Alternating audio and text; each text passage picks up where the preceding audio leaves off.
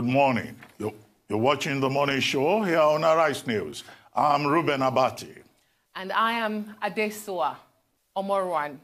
Well, we've got a great show lined up for you over the next 3 hours. So sit back, relax, and let's kickstart your day because The Morning Show begins right now.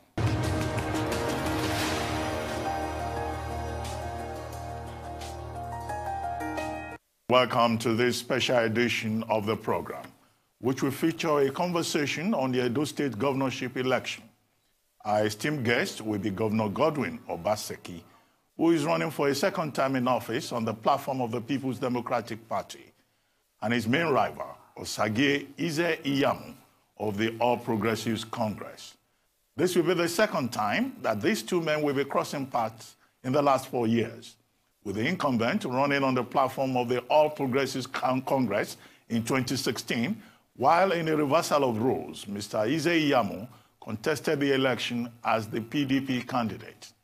It is important here to emphasize that this is not a debate, but a conversation on Edo State, which is expected to provide these two major candidates the opportunity of laying out their vision for governance in the state. Both of them now have less than 72 hours to do just that before the first ballot is cast on Saturday, September the 19th. The first hour of the conversation will focus on the economy, jobs creation, and security, while the second hour will be on education, healthcare, and socio-political issues. Equally important is the fact that Governor Obaseki will have an opportunity to speak about his vision as captured in his Make Edo Great Again document, while Pastor Ize-Iyamu will be focusing on a simple agenda.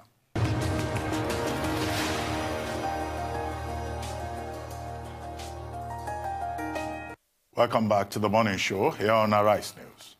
Without much ado, let's get this very important conversation off the ground.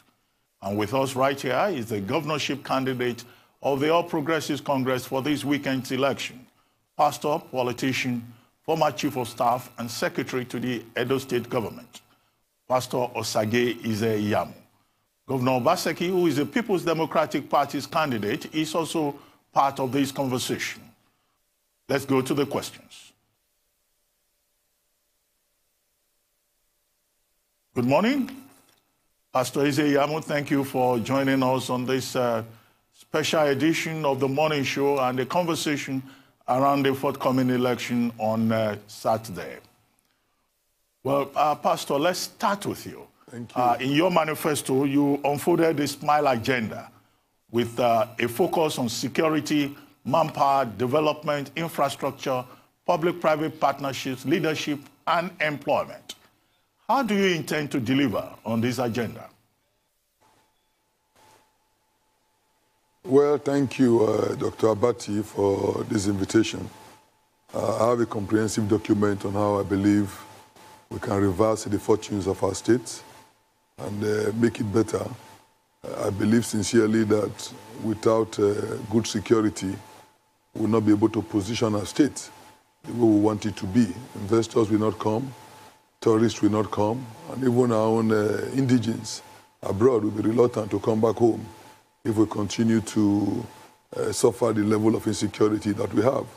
In the same way, without serious infrastructure, it's going to be very difficult to attract any serious industry or business to our state. And then, of course, our people too must be trained and retrained to make them have the necessary skills to compete at any level. So the agenda has been well thought out. And, you know, in terms of implementation, of course, we will be looking at funds. The state is blessed. I just believe that our monies have not been prudently utilized in the past. So this time we intend to set up an economic management team that would ensure that the monies of the state are well utilized. In terms of immediate implementation, it depends on what we have in the coffers of the state. If our state is not in the red, then there are so many things we can jumpstart and begin to do. If, however, we find out that our state is in the red, there's nothing wrong in assessing the capital market to see how we can get some short-term facility to be able to kickstart what we want to do. But we sincerely believe that by the time we begin to implement our programs, the fortunes of our state will change. By the time people see our sincerity, they see our focus and our priorities, we also believe that so many donor agencies and so many people will be willing to come to our aid and to assist our state. So we are not too much afraid about how well we implement our projects. We just want to win first, get in, and then you will see serious implementation of the agenda we have set for ourselves. Thank you very much, Pastor Ize-Iyamu. And this is just to inform our viewers that all is set for both candidates to join us. And we are expecting the candidate of the People's Democratic Party, the incumbent governor of Edo State, Governor Godwin Obaseki, to join this conversation. We are hoping that he will join us any moment from now. Back to you, Pastor Ize-Iyamu. One of the agendas you have to tackle is unemployment in Edo State. According to the latest statistics from the Nigerian Bureau of Statistics, in Q2, that's Q2 for the year, the unemployment rate in Edo State currently stands at 19%, while underemployment rate was put at 34.9%. What is your plan to create an enabling environment for industrialization and SMEs to triumph in the state? Well, thank you. I haven't believed that the statistics are worse. The statistics you have right now is based on the data that was received, and mainly from Edo State government. But I've told people in other fora that most of those statistics are wrong. The bogus claim that 151,000 jobs have been created is not true. So the unemployment rate is a lot higher. To be able to reverse the trend, we believe that with a simple agenda, a lot of things will change. For example, by the time we make our state more secured, a lot of businesses are going to come. The existing ones are going to expand and increase their scope, and that would help a lot in creating more jobs. The security aspect of our simple agenda is also intended to get many of our young ones employed. We intend to do community policing, whereby we would identify the local vigilante groups all over the state, reorganize them, make them more functional, and ensure that on a monthly basis, we pay them some stipend. They cannot be keeping our state safe and complementing the police, and we just ignore them and pretend they don't exist. We can no longer leave the burden of looking after them to the communities who are becoming impoverished by even government activities.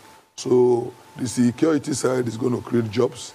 Infrastructure, we also intend to invest a lot of money on infrastructure, and our policy will be geared towards empowering our local people. That means we intend to put more money in the system that will benefit local businesses, ensure that whatever we are doing, they get involved, which means our local businesses will now see the need to even employ more people within the system. So in terms of infrastructure, we believe that that itself could also create jobs. And then manpower development. By the time we teach our people relevant skills, they might not even need to look for government jobs. They'll be able to be self-employed.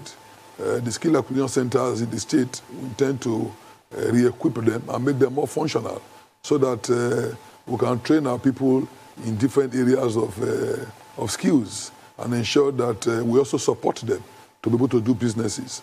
Agriculture is one big area that we believe that if we do proper investment and support our people, so many thousands would actually be employed. Of course, you know that we are quite strong in so many crops. So by the time we begin to actually support these farmers with cash incentive, crop incentive, technical incentive, many people will be inclined to come into agriculture. Another thing that has been a big problem is the state of our rural areas. So we intend to deliberately improve on those places, create the necessities of life, ensure that those rural areas are accessible, so do the roads to take them there, make sure that we have electricity, ensure that there's water, put schools and put hospitals. By the time you do that, you would even find an urban to rural drift. You know, people moving to the rural areas where they can farm. And of course, in all those farms, we are going to also look at the possibility of creating agro-industries. So it's going to be a full chain, and the real beneficiaries will be our people. So in every area that we are going to be working on, we are going to be intending to create jobs. And of course, the last thing in the simple agenda is employment. For example, we don't have teachers in our state. We intend to massively invest in teachers. We intend to employ them because you can't have any functional education without teachers. In the same case, the healthcare facilities don't have doctors, they don't have nurses. So we lack healthcare personnel. Again, we intend to employ many of them. So in many areas, we just believe that, we cannot, in trying to keep the personnel cost low in our state, will now deprive our people of fundamental services. So areas where we need to employ, we are going to employ. And by the time we engage the private sector in serious businesses, we think that they on their own too will bring in so many jobs. So we're optimistic that in the next 4 years, a lot of jobs will come into our state and our youth will begin fully employed. Well, it's good, Pastor Ize-Iyamu, that you already mentioned agriculture. And agriculture is one area in which Edo State has a comparative advantage, particularly in the area of food production, rubber, and oil palm plantations. Now, you've talked about a number of things you will do. Could you tell us in specific terms how you intend to explore that value chain in the agriculture sector and what you will prioritize? Is it palm? Is it rubber? And in which specific parts of the state? But we'll take a short break, I guess, at this point. And when we return, Pastor Ize-Iyamu, you have the opportunity to talk further on agriculture.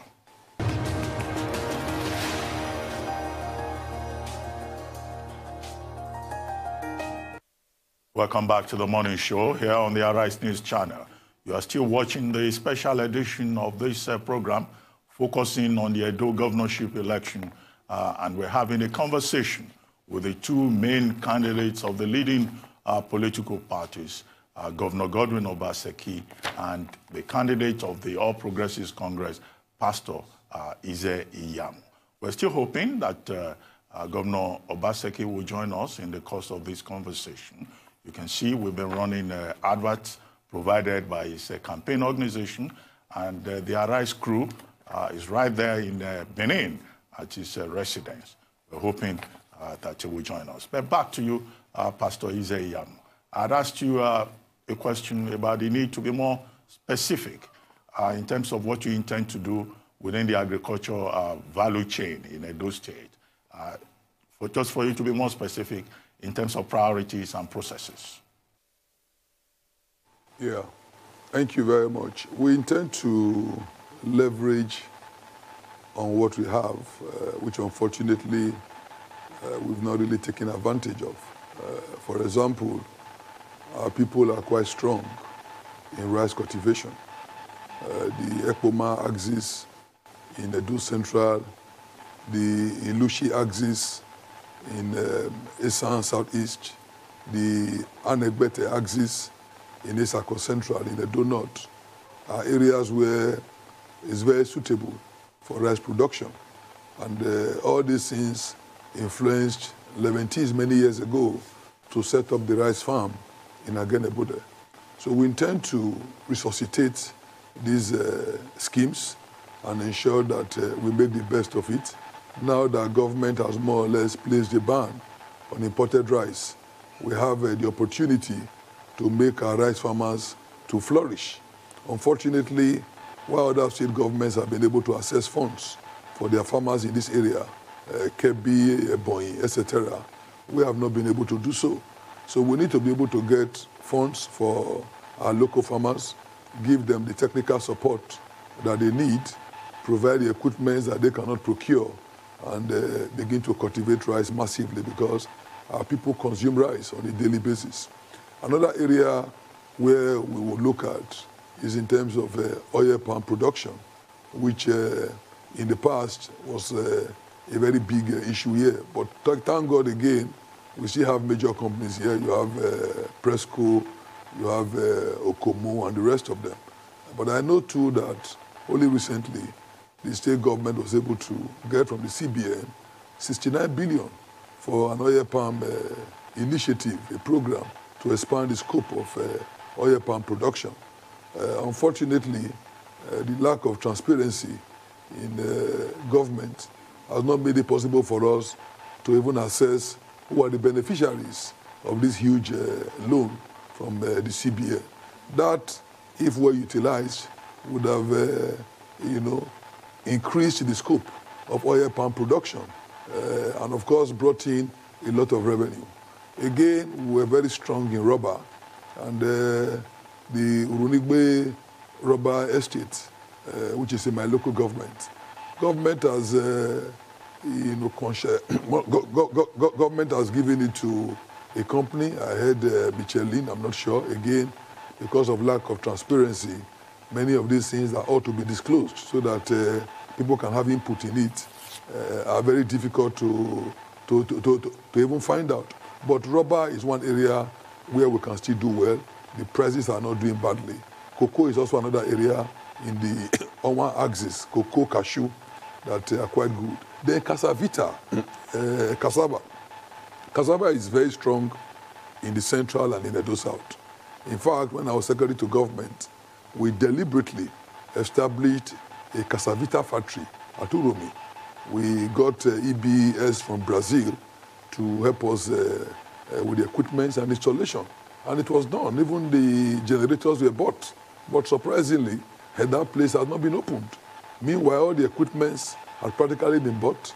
The generators were there. And all that was needed was just a take-off grant. I don't know the state of those equipments now because they've not functioned for over 4 years. But it's one factory that I would love to see opened so that we can make maximum use of it. And then, of course, we need to also try and see how we can bring agro-based industries because of the availability of raw materials. We need to see how we can bring them into our state and get them to support our economy, and we intend to do so. I've also mentioned that the Ewu flour mill was one major industry that we had in Edo Central. I understand that, it's been privatized, it's been sold, but we need to also take steps to appeal to the new owners to get the place working.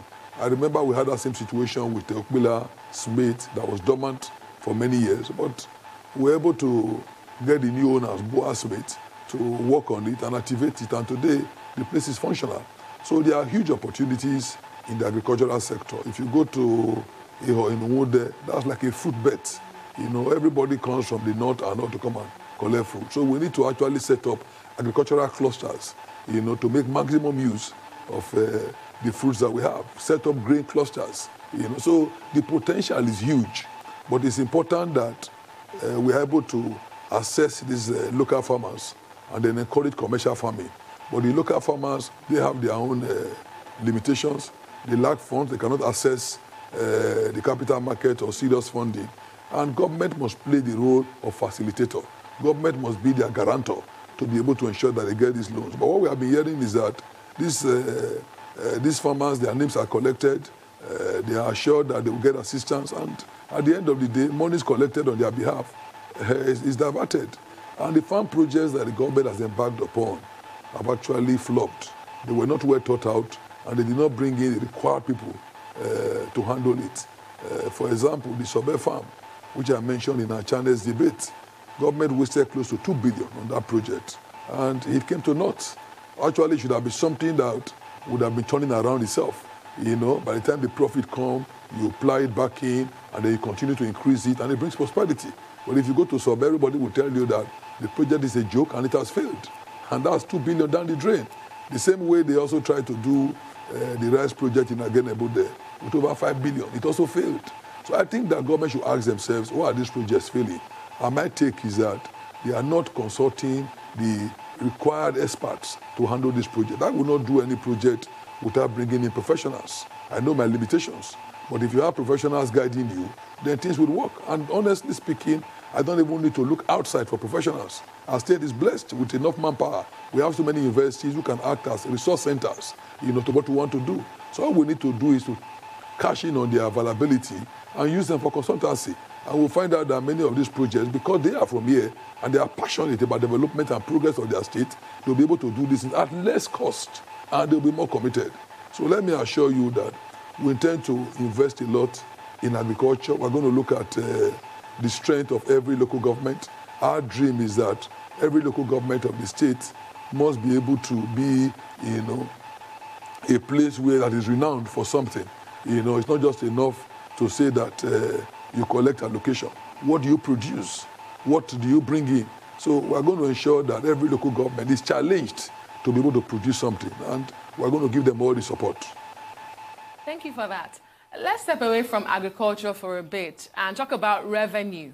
As we know, COVID-19 has brought a drought in revenue, and the finance minister continues to project and warn of tumbling in FAC allocations to state.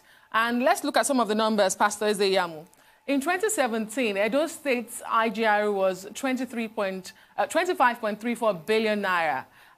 In 2018, it was 28.43 billion naira.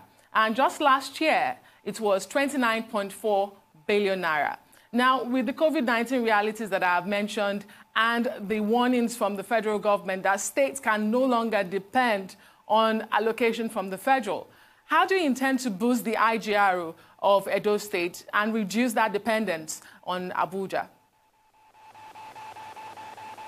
Thank you. You see, the statistics you just gave paint a picture that we have not really made any progress in terms of driving our economy. Figures don't lie. If, as the governor was claiming, that a lot of strides have been made in economic factor, you will see the numbers.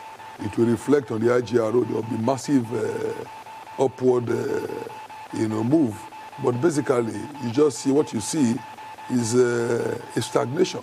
The thing is not moving forward because government is concentrating only on the traditional areas of revenue. One, money from the federation account. And then number two, those who normally pay taxes. How many new people have they brought into the tax net? How many people?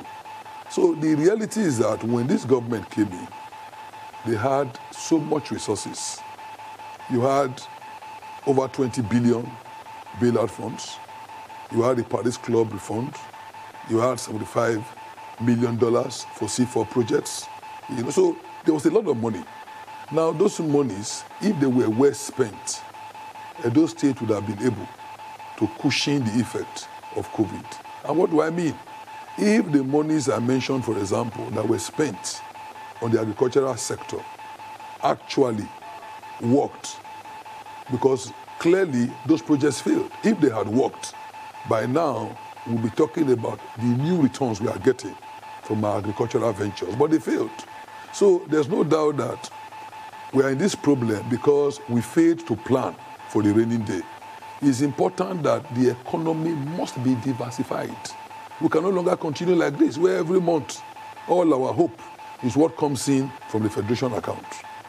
If we diversify our economy, the only unfortunate thing is that it's not something that can just be done in 1 year or even 2 years. But we can start. And there are some projects that can also bring short-term returns. We need to diversify our economy. We need to look at projects that will bring in revenue to our state and begin to see how we can push it. If I were to ask, in the past 4 years, where are the new projects that have brought revenue to Edo State? None. None. The so-called industrial park that was started with fanfare, nothing happened to it. So there's no doubt that we need to diversify our economy. We need to make it stronger. And by the time we implement the simple agenda, you're also going to find out that our taxes will actually improve. Security will bring more businesses, more investments. Infrastructure will bring increase in businesses. So some of these things that we're talking about, and of course, when we even employ people, we're also increasing the IGR being paid. So we intend to stimulate the economy. Public-private partnership will drive the process, and you will see more people coming in, which means that the level of economic activity in our state will increase. More people will be employed. More businessmen will come. So on the taxation side, we're going to have increase in corporate taxes. We also have increase in pay. So I believe that with the simple agenda that we're going to put in place, our IGR will go up. It might not in the first 1 year or 2 years, because at that time we'll be talking about tax breaks, we'll be talking about incentives, we'll be talking about financial support. But if we find out that the situation is so bad, and because of that we cannot take off the way we want to take off, like I said, we can access the capital market, we can get funds to at least jumpstart some, because there are some things that cannot wait. The issue of infrastructure, the issue of security, the issue of the state of our educational system as of today, the lack of teachers, the lack of medical personnel, these things cannot wait. So if we have to borrow money to get this thing started, we will do so, knowing that, in the short run, not even long run, in the short run, we'll be able to turn our situation around, and then we'll begin to get value for money for the investments that we have put in place. Well, Pastor Ize-Iyamu, we'll take another short break at this point, and when we return, the conversation will continue. Hopefully by then, Governor Obaseki will have joined us. We'll be right back. Stay tuned.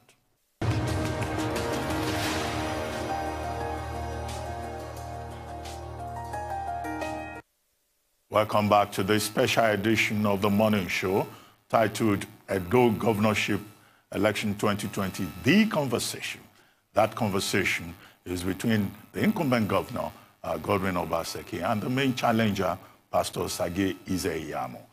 In the last 30-something minutes, we've been with Pastor Ize-Iyamu, who has been taking questions from us. We're still hoping that Governor Obaseki will join us. Thank you very much, Pastor Ize-Iyamu, for staying with us and for being part of this conversation. So I'd like to take another question, which is a follow-up to the earlier one that you took before we went on break. COVID-19 pandemic and the drop in the price of crude oil has led to a sharp reduction in monthly allocation to states by the federal government. But the major problem is that the country and also the states, they face crisis in terms of domestic debt and foreign debt. Now, what's your plan to address this debt challenge, manage the debt, particularly in Edo State, and how do you intend to implement the SMILE agenda without necessarily putting Edo State into so much indebtedness? Well, thank you. The first thing is that we need to set up an economic management team. The fact that I'm governor does not mean that I have all the answers. So we need to avail ourselves of the pool of economic experts that we have in our state and use them to deal with some of these problems. There's no doubt that our domestic and even external debt is quite huge. When you look at the South-South, it's the highest. And when you look at our revenue, it's actually one of the lowest. So it's a contradiction that we have incurred so much debt. And basically, there is nothing to show for it. So we need to see how we can manage these debts.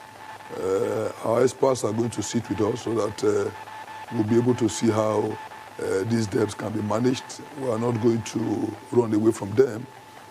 That would be irresponsible. But at the same time, these banks must know that we have priorities and our people have needs. And so they must understand that there must be a balance between loan repayment and being able to provide the things that our people need. So we intend to strike that balance. Where possible too, we intend to make a case for debt forgiveness, because we need to make them know that many of these so-called monies were not even properly utilized. And I also believe that it's also the duty of these financial institutions, apart from just lending us money, to also oversee and see how some of these monies are used. It's irresponsible to just give money and you're not even concerned about what these projects are used for. And in the event that we even need to borrow money, we need to get our priorities right. I will be very reluctant to borrow money for projects that cannot sustain itself. That's why I think that it's important that we begin to look at projects that will bring funds to our state. We have to look at it. A lot of the projects that have been done, unfortunately, have failed. If all these projects had worked, then perhaps we would have been able to say, okay, from what we are now getting, the investments were worth it. Peter Obi, when he was governor in Anambra, was able to set up some serious industries, including the building that he did. And the proceeds from there has kept the IGRO of that state extremely high. So that is the kind of thing we'll be looking at. So we're going to study the situation. I am hoping that when we come in, it will not be a very bleak situation. I remember when I was governor and we were going to leave office, we deliberately made an effort in 2007 to ensure that all the loans that we took were paid off. So as we were getting to the end of the tenure, we began to slow down and focus on loan repayment, so that when Osunbo came in as governor, even though the court later declared that it was illegally declared, but when he came in, he was able to kickstart and started doing roads and other kind of projects because there was money and the state was not owing. That is how a responsible government should be. But in any event, we have not been elected to lament about the past. So we intend to take things in their stride. We'll look at the situation. Those that we can manage, we'll manage. Those that we cannot manage, we'll create alternatives. So we are very optimistic, and we believe that we have the will, which is very important. We have the will to be able to do the right thing for our state. And no matter the devastating effect of COVID, we are determined that our state must progress. And we also leverage on our people who are well positioned in diaspora. Many of them are very eager to support our state. We're even thinking about the diaspora fund, whereby we can put their resources to certain identified projects in our state that will turn the fortunes of our state around. And of course, they too will be shareholders in such projects. That is one of the things we have in the pipeline. We believe that by the time they see our sincerity, see the enhanced security, see the enhanced infrastructure, and what we are doing, a lot of them will be willing to also reach out to donor agencies to see how they can support us. Interesting. Pastor Osage Ize-Iyamu, with COVID-19, we are now learning the hard way, and we see the difference in countries that have invested heavily in technology are faring better. Now, you have spoken recently on harnessing technology to drive a lot of your programs. Could we get more specifics on how and in what areas technology would be used to improve governance and drive growth and development in the state? Are you looking at automating the jobs you want to provide? What exactly is technology coming to do here? Well, technology is going to play a huge role. Take, for example, education. The lesson from COVID is that the usual gathering in classrooms might no longer be feasible in future. So the focus now will be on e-learning, digital education. So clearly, in the area of education, we need to revolutionize the process and change from traditional way of doing things to the reality that is on ground. Even in security, we intend to use technology to deal with the crimes that we have. We can employ drones, to oversee a lot of our localities and see where kidnappers and, criminals are hiding. We can purchase trackers that can identify, the locations of kidnappers anytime they make calls. So these are areas where technology can come in. And of course, in the area of farming, we must move from the communal way of doing farming to a more mechanized system. And of course, local people cannot afford such technology. So government must provide, industrial parks and clusters where these equipments can be located and used. So even in the areas of, like for example, because of the availability of wood, we're actually looking at a furniture making enterprise that will be located between Ikobawaka and Ego. And in such places, we'll invite local furniture makers to participate in the scheme and bring all the equipments that will be needed to make their finished work as good as what comes from outside. Because what they lack is not the skill, it's just the equipment to be able to reach the quality that we see outside and that we desire. So we're going to provide this kind of equipment, we're going to provide this kind of technology. So in every area, we're going to look at it, whether it's agriculture, whether it's security, whether it's education, even medical. We're going to look at our hospitals. I thank Comrade Oshomole for the equipment he provided at the five-star hospital, which Obaseki has now renamed as Edo Specialist Hospital.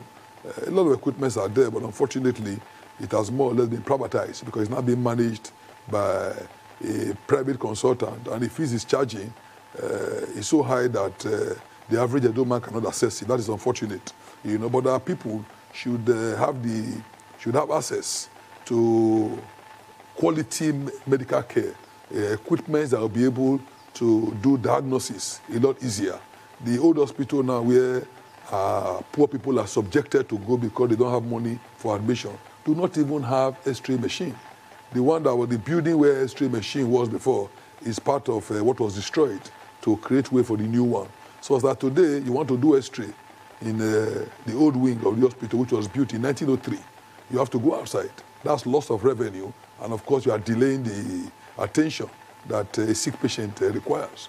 But all these things would address. So technology is going to play a huge role, and we also want to make our state a technology hub.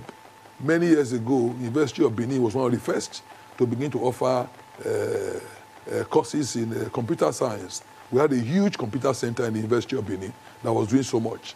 MPDC, they have a data center, you know, in Benin.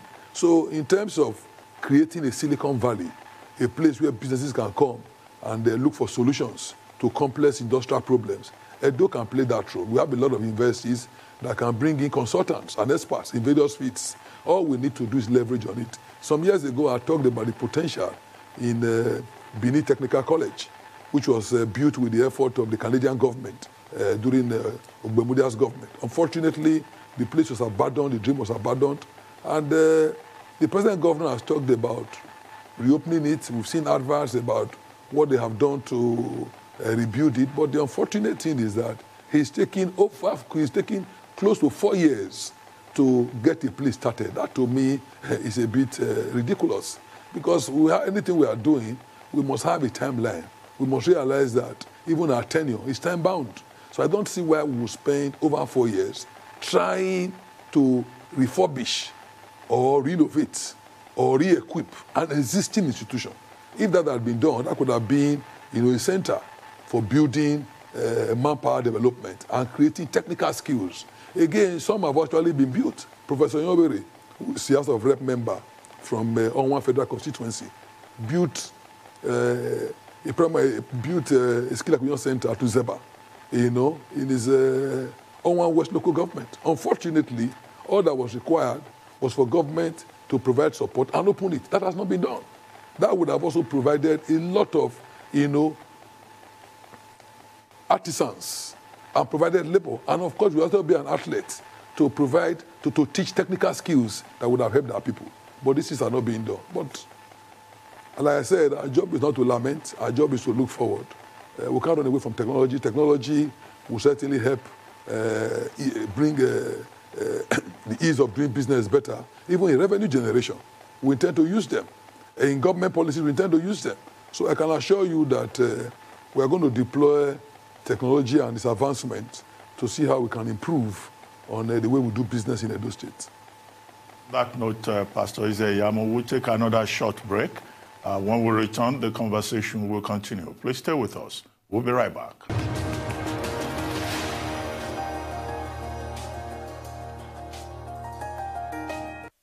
Welcome back to the Morning Show here on Arise News.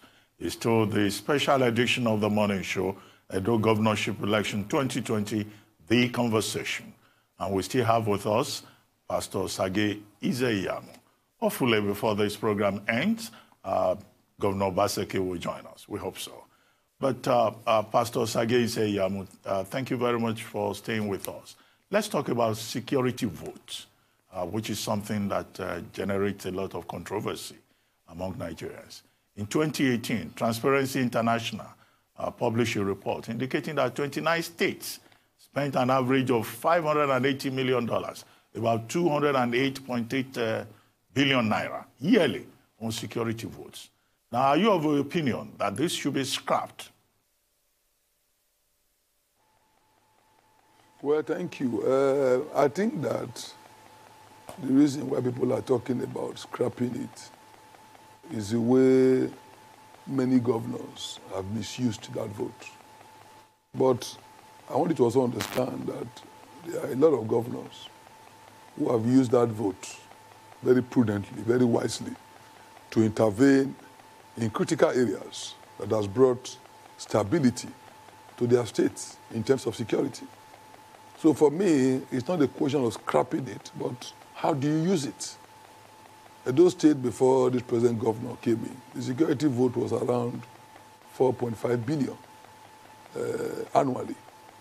He came in and increased it to 7.5 billion, which is almost like a 100% increase.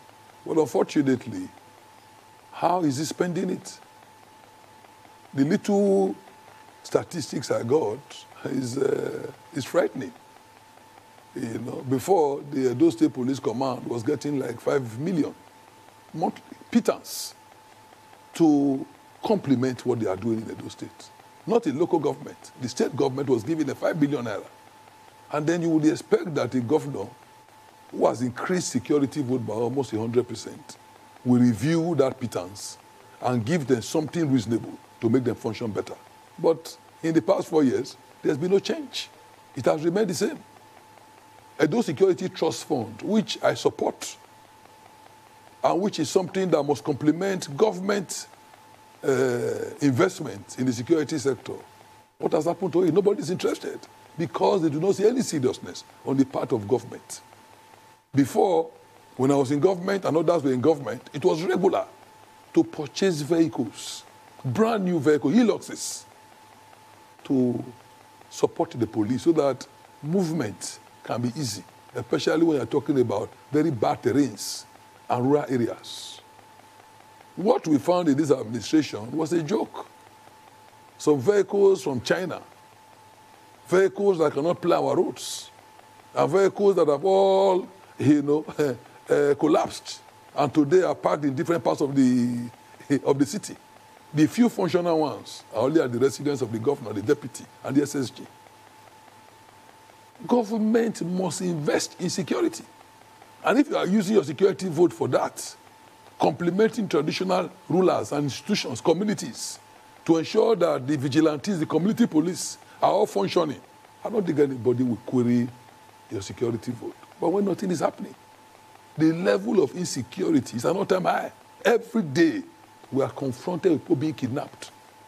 And in known locations, it's not as if the locations are different. A lot of times, the locations are exactly the same. If I were a governor, with that kind of intelligence information, I will come the area. I will mobilize the military, mobilize the police, and say, please help me enter the bush, help me enter the forest, and arrest all suspicious people inside that place. But it has never been done. It has never been done. So that is why people are complaining. You can't be collecting over 600 million monthly.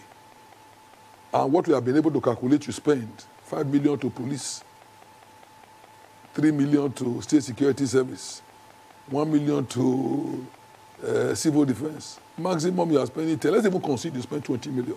How can you spend 20 million on security? And you collect 600 million. What are you doing with the balance? And this money is collected religiously.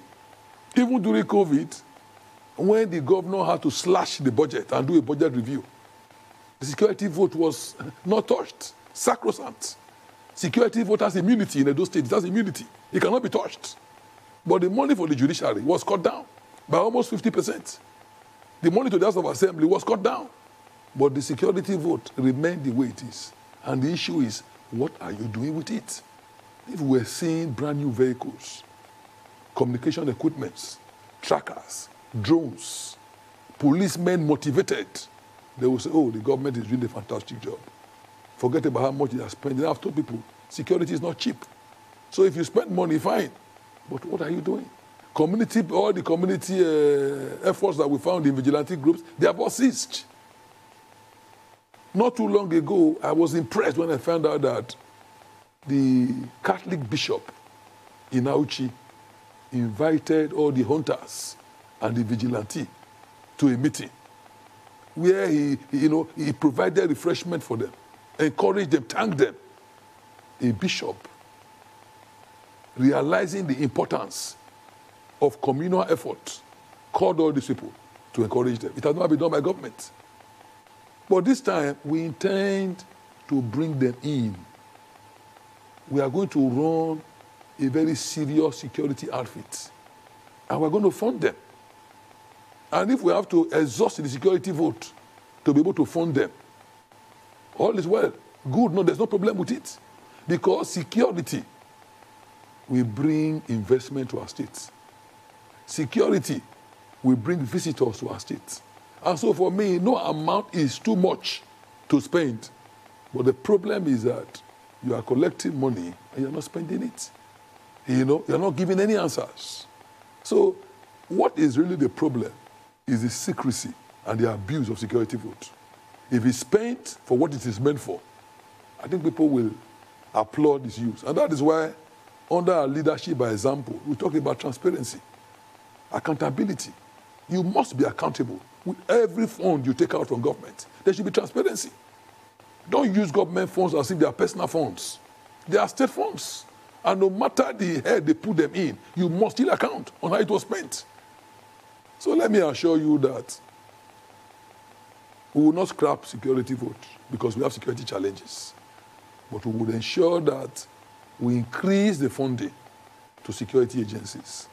We would ensure that we bring in our vigilante groups and begin to give them stipends. We would ensure that we buy equipments and technology that would make crime prevention easier in our state. By the time we do so, and our people regularly are fed back with the cost of doing these things, I'm sure that nobody will complain about how we spend security vote. Pastor Obaseki Ize-Iyamu, should you become governor, I'm very sure that the Edo people and the fourth estate of the realm will hold you to your words of being transparent with the security votes. It will be one new thing Nigerians will look forward to because there's so much secrecy, like you said, when it comes to security votes. But still talking about security in Edo State, you mentioned the Edo State Security Trust Fund, and you said you are in support of it. Since the launch of that trust fund in 2018, we do know that at least 4 billion naira from the government and 200 million naira from the chairman of the trust fund, Ize-Iyamu, has gone into it. As governor, would you maintain this model? And what would be done differently to raise funds for that security trust fund, the security sector in general? Well, number one, I have my doubts that government actually injected 4 billion into that fund. Because if they did, we would see the benefits. We will see the result. The chairman, Ize-Iyamu, is a very reputable, illustrious Edo indigene. And if he gave 200 million, we will salute him, we appreciate him. He's a man who cares for our state. But I'm sure if you ask him, he will tell you that nothing is happening there. I'm sure he's probably become even frustrated, just like the former Inspector General of Police, Solomon Arase, became frustrated when the Oba appealed to him to support the government in trying to build a security architecture for our state. He had to resign. For him to have accepted that job was very patriotic of him. But for him to have resigned tells a story of government indifference and government nonchalance to security matters. So for me, I believe that we must have a security trust fund. In my simple agenda, I mentioned it. Because government alone cannot fund security. Everybody benefits if the banks would now enjoy better security. Why would they not support us? I went to Onwa West, where there are a lot of farmers there. So there's a lot of cash at their disposal. And their appeal to me was, Pastor, please, help us encourage a bank to come here. For the past 10 years, we've not had a bank. What happened? The only bank we had, First Bank, was raided by armed robbers. Some people were killed. And First Bank had to close the place. And since that time, we've not had any bank. Is that not shocking? That a local government with a lot of resources will not have a bank. And government will not facilitate the reopening of the bank that was existing. How do you improve your economy? How do you get people to invest in your state? If the bank became worried and alarmed about the casualties they were suffering, it's your duty to take steps to reassure them. And by the time they see these steps, they will come back. Because basically they want to do business, but not at the cost of their customers or their own staff, not at the cost of their lives. So you have to reassure them. And for you to just say that's police business is wrong. Because you are the chief security officer of your state. So your job is to ensure that in all these kind of places, you create a security atmosphere that will benefit them. But unfortunately, that's the situation. I went to Iruekme in Esan West. Their request was, please, we now have a divisional police headquarters, but no office for the DPO. Is that something we should wait for the police to try and do? Or wait for the community to tax themselves to do? Because what that is simply achieving for us is that it's bringing security closer to the doorsteps of our people, ensuring that we have adequate police coverage. For me, that is something that either the state government does immediately or you give marching orders to the local government to build quickly. The local governments today are just there. In my time, they were doing roads. They were doing major projects. And in fact, we had awards for performing council chairmen. Today, how do you rate them? There's none of them that can even get a 10% pass mark because they are doing nothing. You don't hear about roads being done. The whole place is in a mess. So we need a governor that is focused, a governor that knows the priority of our people, and a governor that will follow through on everything he says. Well, Pastor Ize-Iyamu, let's take another quick break, and then when we return, the conversation will still continue. We'll be right back.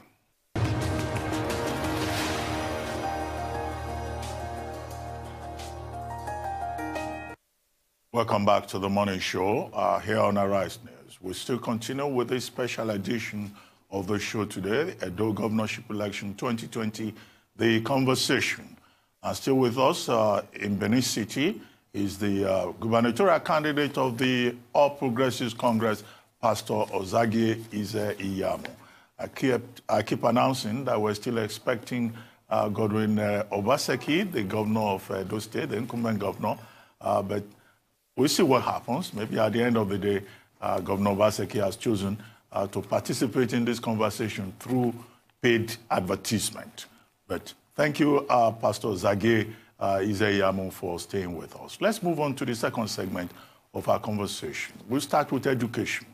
Now, Edo State used to have a history of churning out some of the best students at the primary, secondary, and tertiary levels, but we have seen a decline over the years. How do you intend to improve education standards at all levels in Edo State? Thank you. By simply making education a priority in our budget consideration. Primary schools, for example, do not have teachers. You can't talk about Edo Best in primary schools when in most of the schools you go to, there are no teachers. It's like talking about cars without drivers. So we need teachers, and we have to employ them. And unfortunately, the number who have resigned, who have retired, is quite huge. So to be able to bring our schools up to date, we must, at the first instance, employ nothing less than 3,000-4,000 teachers. But we have to do it, irrespective of the cost. Because our children, our families, and Edo people place so much premium on education. And the primary is the foundation. So we need to spend so much, we need to invest. Then number two, we need to improve our schools and make them attractive. Yes, we have said free education from primary to junior secondary school. But it's important that we make these schools accessible to our people. Our state is growing. Communities are springing up. So government must locate new areas for schools. Most of the huge traffic you see in our cities today is because in new settlements, there are no facilities, no schools, no hospitals, no markets. So everybody goes back to the traditional places. That is not how you plan a city. That's not how you plan the state. So we need to establish more schools. We need to renovate them and make them as attractive as possible to parents and to pupils. And we need to equip them.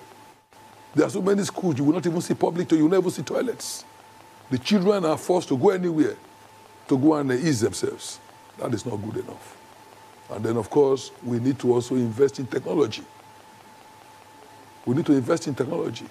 So whether there's COVID or not, our children must be educated, even if they are at home. All these things we must put right. And then the curriculum. Right now, they are talking about the do best. They said they train teachers, but at very, very astronomical cost, because each teacher, for a 4-week training, government paid 1.5 million. If you times that with the number that the governor claims he has trained, around 11,000, he was that's over 16 billion of Edo money. And this training, what has it translated to? You mentioned in the past we did very well in the examinations. That is how you know a state that is doing well educationally. Their performance in national examinations. I would have been happy if Edo Best arose from the fact that in the past 4 years, we are now dominating in examinations. But that is not the truth. We're just talking the fact that, oh, we have invested in TAPs. And these TAPs are not even new. Because when you look at the TAPs, you read Bridge College from Lagos. That means they were collected from there. So what are we talking about? We have to invest seriously in education. Secondary school, there's no investment. We need boarding facilities. We need science laboratories. We also need qualified teachers and well-trained teachers. Unfortunately, the colleges and institutions that were training teachers have been closed down. So even in terms of getting the manpower to train our children, we have closed the institutions. Ditto for the State School of Nursing and Midwifery that would have produced nurses and midwives for health institutions, primary, secondary, and even tertiary. It's been closed. So secondary too, we have missed it. But the most dangerous is a deliberate attempt to close down tertiary institutions. And let me begin to name them. College of Agriculture, Igworiari. We reopened that place when I was in government because we realized then that the future for our nation and for our state was agriculture. So we needed to begin to train people to take a serious interest in agriculture so that when they graduate, apart from becoming consultants or local farmers, they too, with the assistance of government, can begin to set up farm settlements. This government came in and they closed it. College of Education in the Kadolo was upgraded to university. Whether you believe it or not, the thirst and hunger of our people for university education is high. And the requirements to actually get approval for university is also very stringent. So it's actually kudos that we were able to move our College of Education to university status. All that was necessary was to build on it. But the place is closed. The College of Physical Education in Afuze, Onwa East, is closed. The College of Agriculture in Agenebode is closed. College of Education in Igwebe is closed. I can name it on and on and on. Then the few remaining ones. Ali Professor Ali University, the premier university of the state at Ekboba. The subvention, monthly subvention, has been reduced from 270 million to 96 million. You can imagine the percentage of reduction. Oshomole was paying 250 million to complement salaries and 20 million to support pensions. Total 270 million. Even then, that university was still one of the least funded state universities. Then the governor comes in and reduces the money to 96 million. The consequence is that 2 months ago, they had to go to the bank to borrow money. The bank obliged them, thinking that money will come. So when the next month again, they came again asking for a loan, the bank refused. So last month, they could not pay salaries. And what they are now contemplating, and which the government is actually encouraging them to do, is a very high rise in school fees, from 50-something thousand to 300,000. The consequence again will be that many parents in Edo will be forced to withdraw their children from that school because they cannot pay it. Where are they going to get that kind of money when government does not patronize them? They pay taxes and yet they don't get anything in return. And the schools that government should provide as a matter of right to them, you are now making it unaffordable. So the plan is after the elections, let's increase school fees. So that place is in a very dire situation right now. Then the one that was established at Ize-Iyamu, Esako West. And funny enough, when that university was being contemplated, Governor Obaseki was appointed the secretary of the implementation committee for that university. So you would have thought that he would have a personal interest in the development of that place. But guess what? The 100 million subvention that government was giving to them monthly as a young university to pay salaries and deal with their overheads, the government scrapped it. So a young university is told to survive on zero subvention. The consequence will be that university would have to close down or charge fees that can only be paid by the children of the very rich, which negates the purpose of a state government using taxpayers' money to build universities. So you see the picture from primary, secondary to university, very bleak. And then teachers, as I said before, they are not there. The required training and motivation is not there. The technical schools, the technical college that they are trying to build at Tukbowo in Igor local government has been going on for 4 years. How can it take 4 years to rebuild a technical college? When what would have been hearing is that in every senatorial district, you have built one. You know, I'm amazed that the governor is not using the opportunity of his re-election bid to showcase his achievements. It's not just mere words. Begin to tell us the things you have done. I built 3 technical colleges. I built 4 hospitals. I did 10 roads. Look at the road that they are attempting to do on Ekenwa Road. Ekenwa Road was a good road before, leading to the Ekenwa campus of the University of Benin. A very important road. That's the road that leads to Gelegele, a major oil producing community in Edo State. That road today is in a mess because government, Edo State government, attempted to do what the president was doing. Do a dual carriage road. But it's a disaster. So in 4 years, one major road cannot be constructed. All you are relying on are C4 projects that were even conceived in 2011. And many of these roads, these C4 projects, are low-cost roads. Low cost.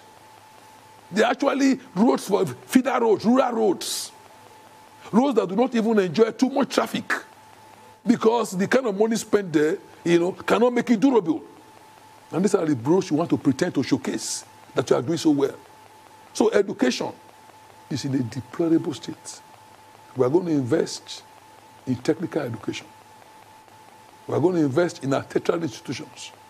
We are going to build our secondary schools, science laboratories, body facilities, sport facilities. We are going to go back to the era when you discover talent, sports talent, at school sports. We're going to bring that era back. And we're going to create scholarship for children of the poor who show brilliance, especially in science subjects. We're actually also looking at doing a bursary award because I'm a beneficiary of bursary award. In 1980, I got bursary in the University of Benin as a student when Professor Ambrose Ali was governor, implementing the free education policy of the UPN.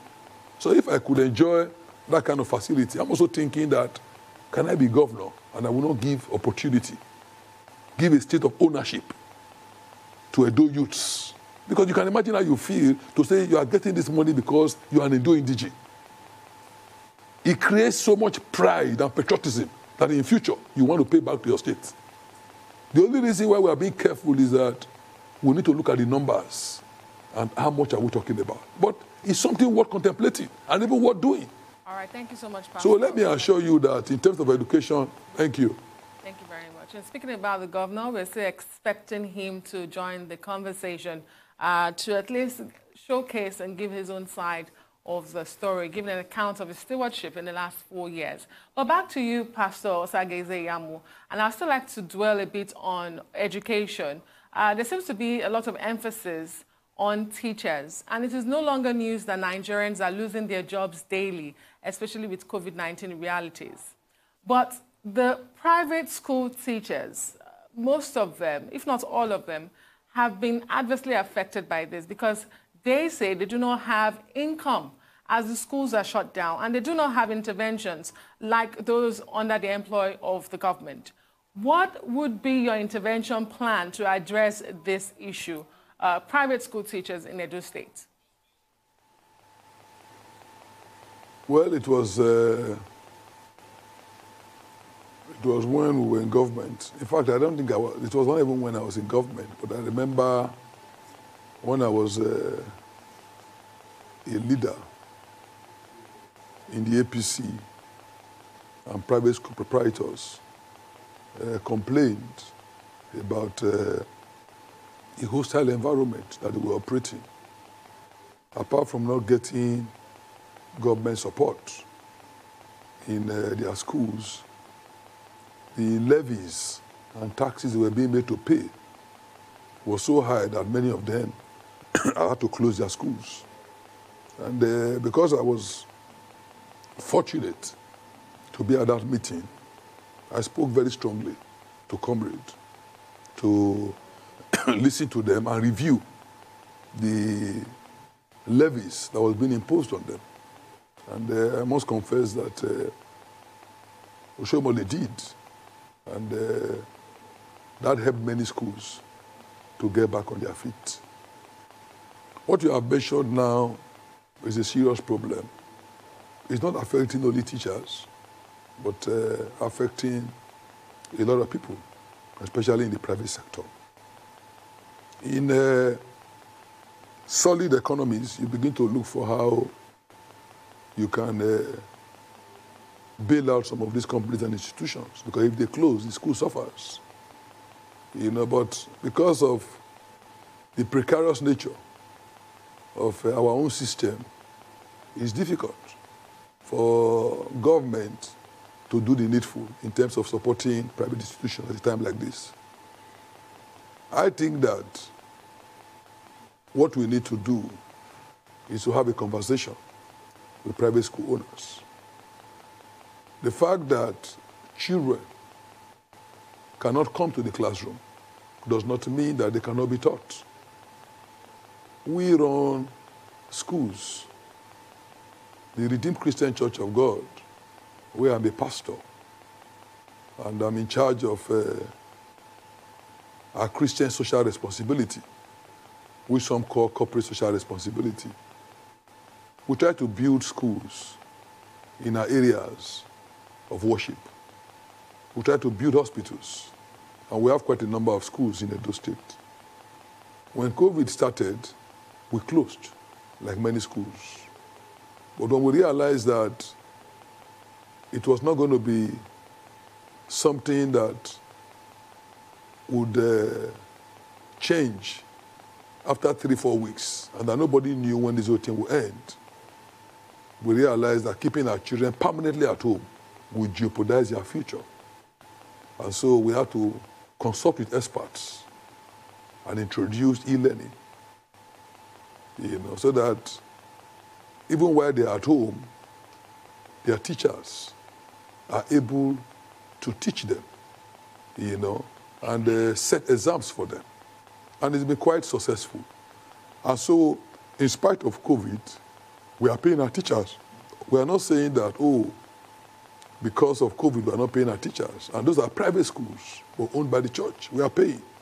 So we need to have a conversation with private school owners to know how to cope with this kind of situation. And honestly, under our own public-private partnership, we're also going to partner with private institutions and schools and hospitals. Any way we can support them, we'll support them. A lot of times, donor agencies, they bring books and teaching equipment that we just share only to public schools. That to me is wrong. Well, Pastor Even Ize-Iyamu, children in private schools should benefit. Pastor Yes. Ize-Iyamu, I get your point about partnership, which definitely is very important. But let's take another short break at this point. When we return, we'll focus on health and also some political issues. Please stay with us. It's still The Morning Show. We'll be right back.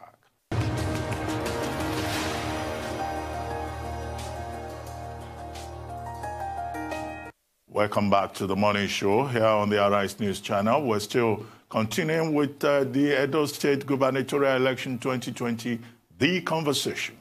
And still with us all the way from Benin is the candidate of the All Progressives Congress, Pastor Sage Ize-Iyamu. Pastor Sage Ize-Iyamu, let's talk about the health sector. What do you plan to do to improve healthcare in Edo State, particularly in the context of the COVID-19 pandemic, which everyone admits has exposed the fragility of healthcare infrastructure, not only in Nigeria, but globally, particularly in low and medium developing countries? Well, thank you very much. When I wrote my simple agenda many years ago, I did not even contemplate a pandemic like the COVID-19. But I advocated that we need a disease control center in Edo State to be built, equipped, and manned with professionals who will tackle problems that might erupt from time to time medically. And I'm happy that that idea makes a lot of sense now. We have to give priority to health, education, security, and infrastructure. These are areas that we cannot toy with. Under normal circumstances, the local governments are the ones charged with the responsibility of providing healthcare centers at the ward levels. But I concede that if the local governments are no longer doing their duty, the state cannot just fold their hands. But the Constitution of the Federal Republic of Nigeria gives states the prerogative to supervise the local governments. So it's also not enough to say that the local governments are not doing anything. Because in one debate I had with the governor, he made it clear that his own priority was primary healthcare centers and not hospitals. And I had to make him know that hospitals, specialist hospitals, are secondary healthcare institutions that are the responsibility of state governments. And that is where serious ailments and problems are addressed, not at the primary healthcare centers that should just be a reference point for minor problems. But the governor's promise of doing or providing primary health care centers in the 192 wards has failed. Because he promised that the primary health care centers was going to renovate them, rebuild them, re-equip them, and put personnel. 192 wards. But to be fair to him, out of the 192, he did 22. But 22 out of 192 is around 11%. And that is failed. So I'm not surprised when Chief Danobi, the former chairman of PDP, the party he now belongs, scored him F9 in the health sector. You know, because that is your promise. You didn't make any serious promise about secondary health institutions. And of course, those ones have been neglected. But starting with primary health care centers, we need to make them more functional. A lot have been built in the past. They need to be renovated. They need to be equipped, and drugs made available in them. And then we need to attract medical personnel.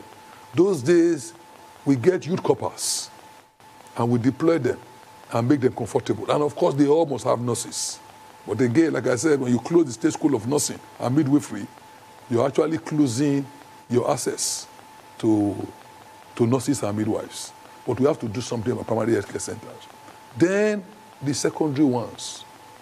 We have 34 government hospitals. Many of them are in very, very deplorable condition. The one that is supposed to be the flagship, which was the Central Hospital. But I'm happy that we built the Stella Obasanjo Hospital. We built it when I was secretary to government, and I personally chairmaned the construction of that hospital. And I'm happy that when the governor went there for the first time, after spending over 3.5 years in office, he went there during COVID. He was amazed at the structure and the facilities that were there.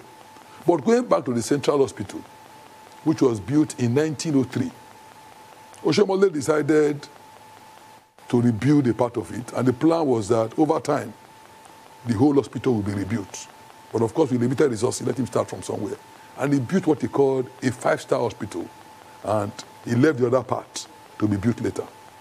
Unfortunately, this government came in, and it became a huge controversy over that hospital to the extent it was shut for close to 2 years. Now, when it was finally reopened, it was given to a consultant who is not a doctor, who is not an indigent to run. And what he's charging, even just to get admission card, is so prohibitive that that hospital cannot be accessed by those people. So they are forced to go to the old central one, because that one still charges 500 naira for admission card. But the sad thing is that, apart from when the governor went there 4 years ago, the old complex, to go and campaign, he has never entered the hospital since his inception as governor. And I find that shocking. That the hospital so close to government house, a hospital that majority of your people in the state capital go to, the governor has never visited there just to see the state and see what can be done. And no wonder the place lacks basic facilities. Like I mentioned earlier, you don't even have a place there to do X-ray. The old place that was meant for X-ray was destroyed to make way for the new building. So this one has no X-ray and lacks so many facilities. No dental clinic. All these ones have been destroyed. So in terms of the hospitals, terrible. I went to Oromia and they told me, sir, we have only one doctor. And many of them do not even have doctors.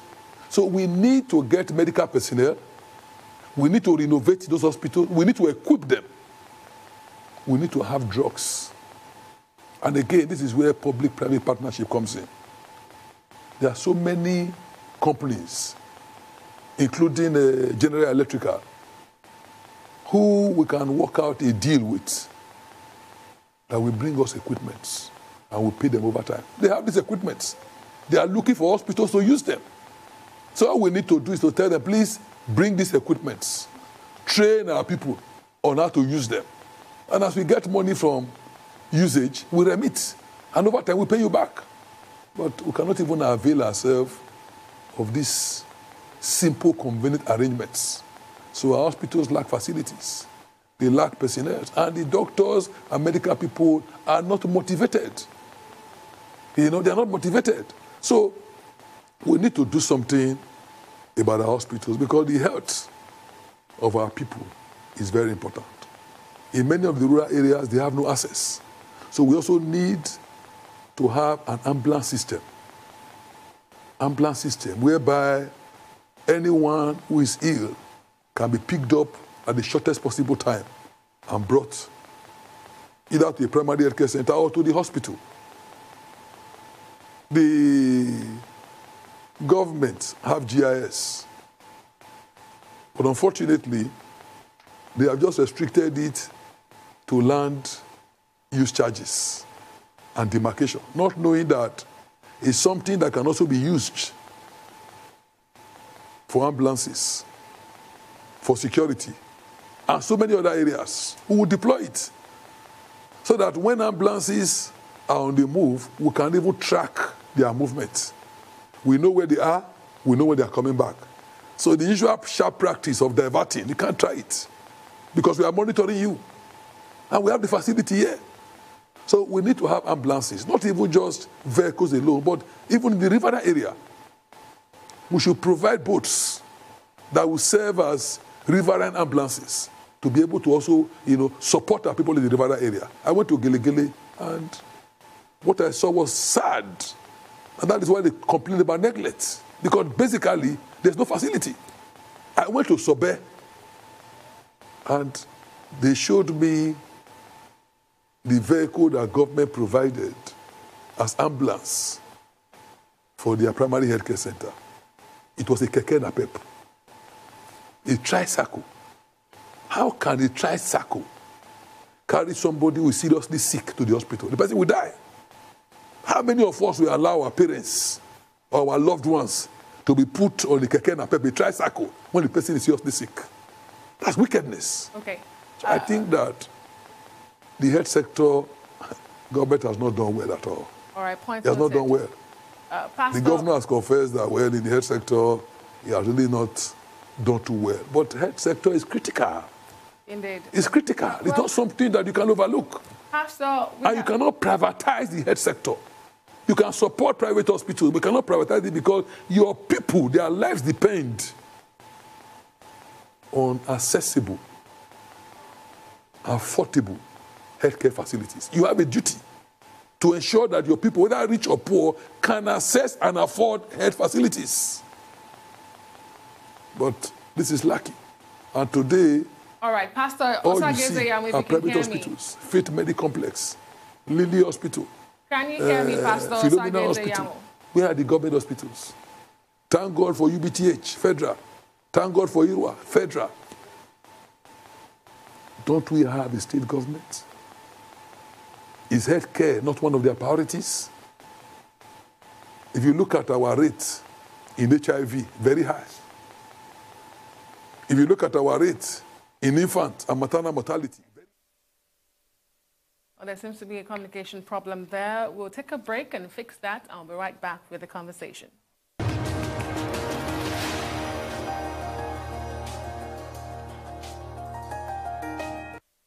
Welcome back to the special edition of the Morning Show here on the Rise News channel.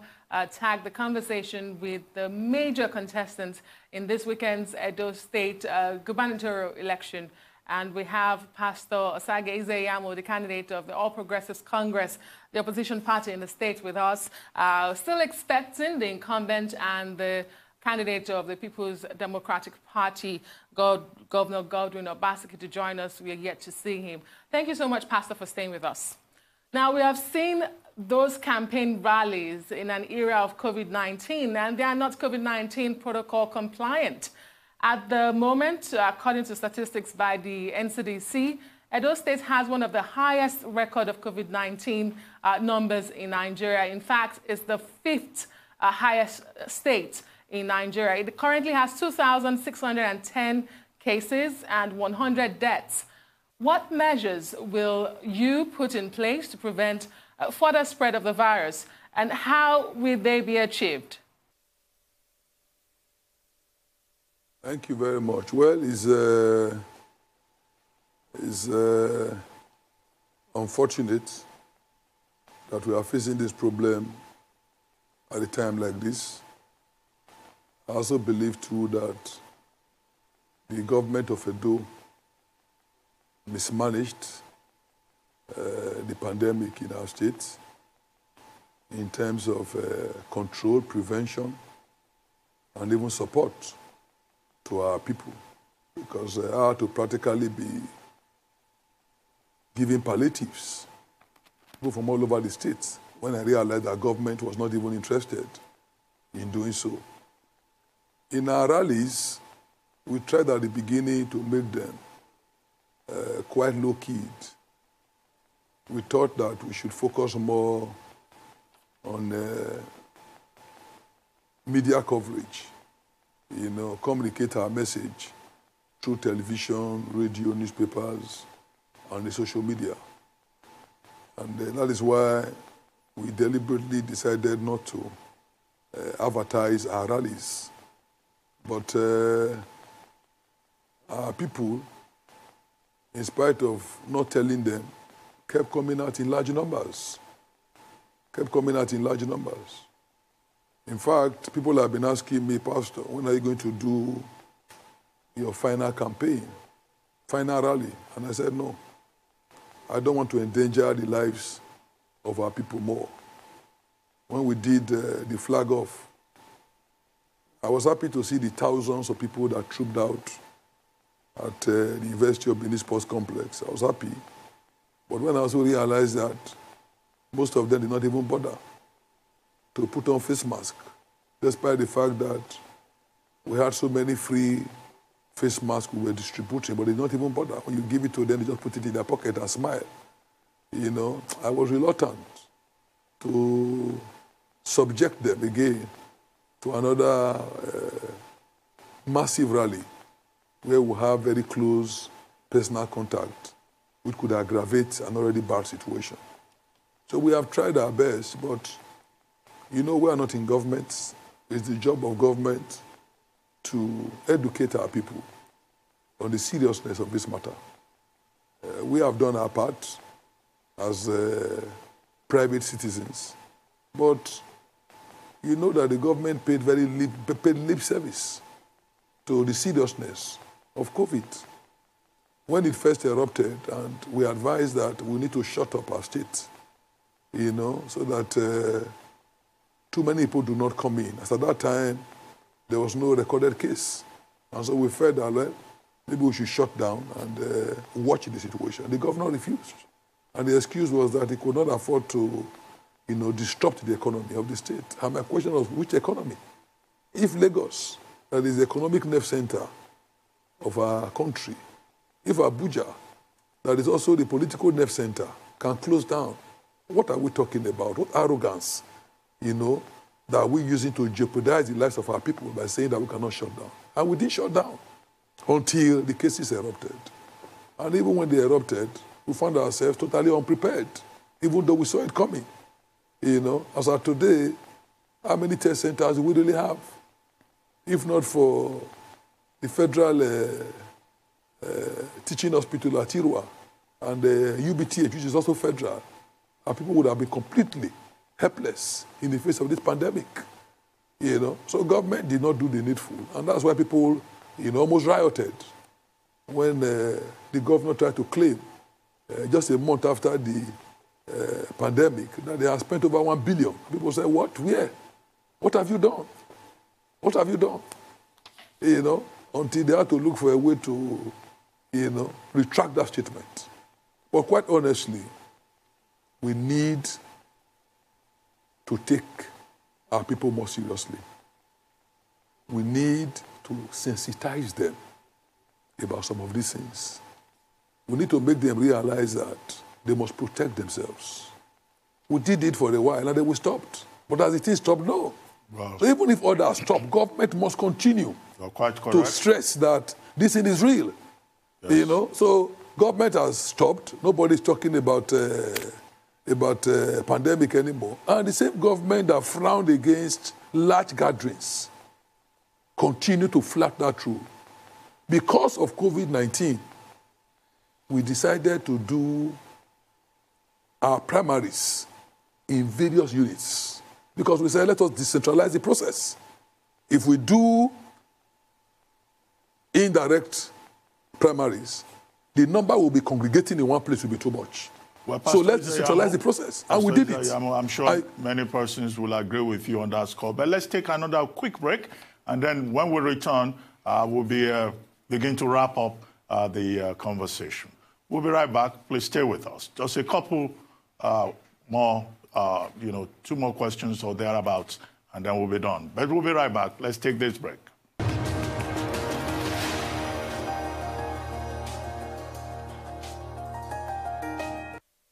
Welcome back to the morning show here on the Arise News channel. You're still watching the Edo State Governorship Election 2020, The Conversation.